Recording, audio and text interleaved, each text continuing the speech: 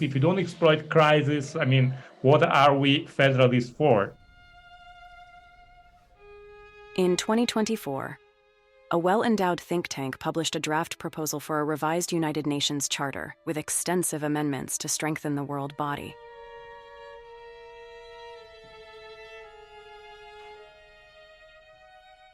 The effort was funded by the Global Challenges Foundation, headed by a Hungarian-born philanthropist in Sweden, Laszlo Szombat-Falvi, who for decades has sought a new world order. We are proposing substantial reforms to the current architecture, as it would be foolish and also not politically feasible to throw away the very important, significant work and many successes already accomplished within the UN system, where essentially all of humanity is already gathered. Here are the authors of the second charter. The list includes some of the usual suspects. Damn! Look at all those pinkos. How many of them are World Federalists or Baha'is? John Vlasto, Executive Board Chair of the World Federalist Movement. Jesus, I knew it! Joshua Lincoln. He served as Secretary General of the Baha'i International Community, as did his father before him. World government is a family affair. Danielle Perel, Baha'i. Geeta Gandhi Kingdon, the new president of the City Montessori School in Lucknow, India. She succeeds Jagdish Gandhi, who died in early 2024. The school has indoctrinated its large student body with Baha'i and world government propaganda for decades, and has long hosted an annual meeting of foreign dignitaries promoting UN reform and the creation of a world federation. World unity! Yes, you can! World unity! Yes, you can! World unity! Yes, you can! World parliament! Yes, you can! World parliament! Yes, you can! World parliament! Yes, you can! World parliament! Yes, you can! Obama! Obama! Unite the world! Obama! Obama! Unite the world! Obama! Obama! Unite the world! Obama! Obama! Unite the world! Obama! Obama! Professor Kingdon has World Bank connections, as do some of the other drafters. We need a new normal, a new readjustment of the long-established traditional approach.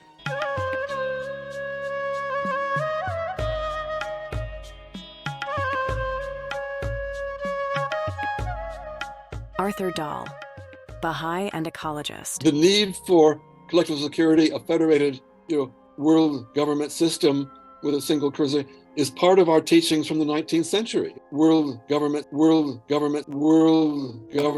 part of the foundation of the Baha'i vision of the oneness of humanity. The alternative would have to be a UN replacement conference, where those willing governments who saw the need for it, if it was a great majority, could already create a better organization, get it up and running, give it a stronger independent funding mechanism, so it's not dependent on countries, any one country with global taxes funding it,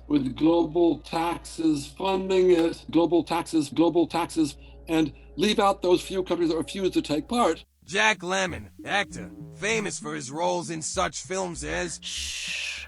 That's Alonso Aroba. Oh. He worked for the World Bank and for George Soros at the Open Society Institute. I swear to God, he's a dead ringer for Jack Lemmon. Shut up, asshole. You get the picture.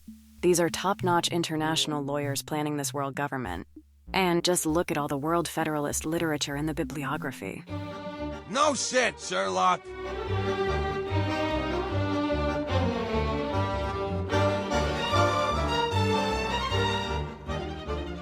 So, what's actually in the text of the Second Charter?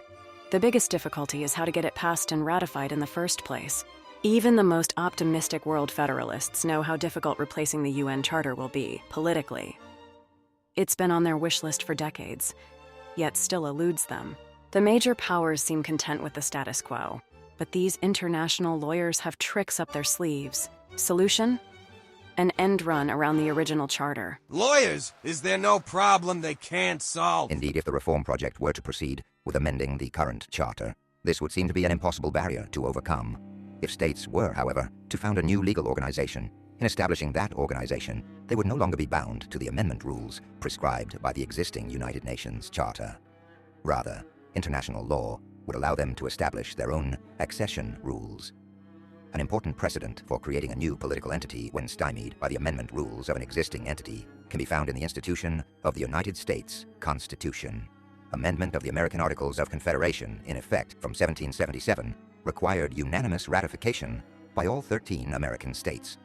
With the knowledge that this would be a difficult hurdle to overcome, the American constitutional framers in 1787 circumvented the amendment provisions of the Articles of Confederation by establishing a new legal entity with the same name, the United States of America, but with a wholly new constitution that would require ratification by only 9 of the 13 states. Oh yeah, I remember that from history. The teacher said it was tantamount to a fucking coup.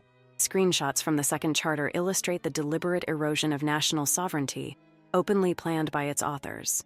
Anticipating the state sovereignty compromising reforms that follow in the body of the Second Charter, Article 2.10 follows the less categorical but still restrictive approach to circumscribing centralized governmental powers adopted in the 10th Amendment to the United States Constitution. The authors seem to want a new charter ratified before the end of the decade. Furthermore, built into the text is a provision for a third revision, perhaps around 2045, the 100th anniversary of the original UN. If at first you don't succeed, try again. This needs to be a recurring process. As with most constitutions and many treaty-based systems, any future charter needs to be subject to regular review and revision.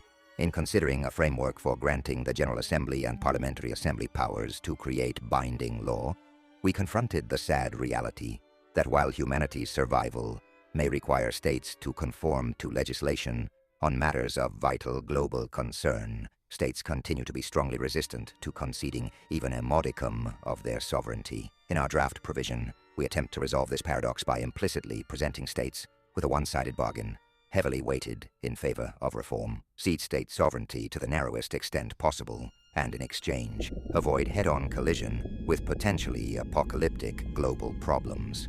We would hope that, presented in this way, the rhetorical case could be made most strongly to countries that, on balance, such a minimal loss of sovereignty would be substantially outweighed by the hope of ameliorating humanity's most apocalyptic problems in the areas of environmental catastrophe, the proliferation of weapons of mass destruction, and pandemics, to name the most salient. Of course. The 3 boogeymen they're trying to scare the hell out of us with. Ah, chew! Oh no, you got the bird flu. Yeah, I know. Better go edit my DNA. Psh. Article 15.1. If this provision in the Second Charter is implemented, we can expect new contrived emergencies to pop up, like dandelions in the morning dew, conveniently suited to allow the strengthened world body to flex its newfound muscle. If the General Assembly and Parliamentary Assembly determine the existence of an exigent situation that threatens human species survival in whole or in part. Wait, how can human species survival be only partially threatened? Never mind. They shall be empowered to promulgate resolutions aimed at ameliorating the exigent situation. Such resolutions shall be universally binding on states and superior to conflicting treaties. When such resolutions so indicate, they shall be directly applicable to non-state actors. Get ready for global taxes to fund a standing world army. I mean, UN. Peace Force. Don't worry, it's a mother-loving Peace Force. Give peace a chance, babe. The drafters haven't revealed details of the taxation and Peace Force yet. We're told to wait till 2025 for that. I await, with bated breath.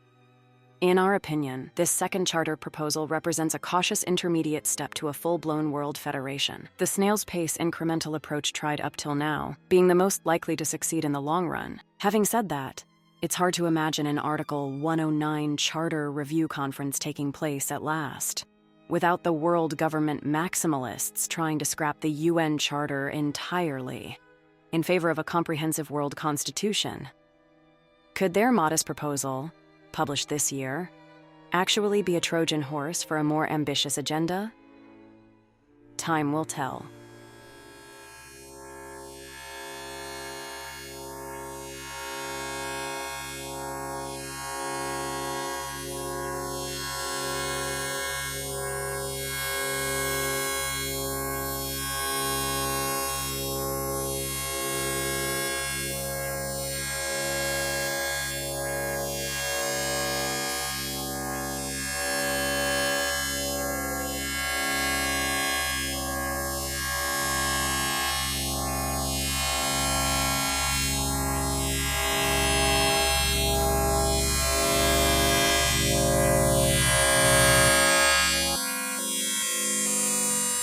I still think that was Jack Lemmon. Nah!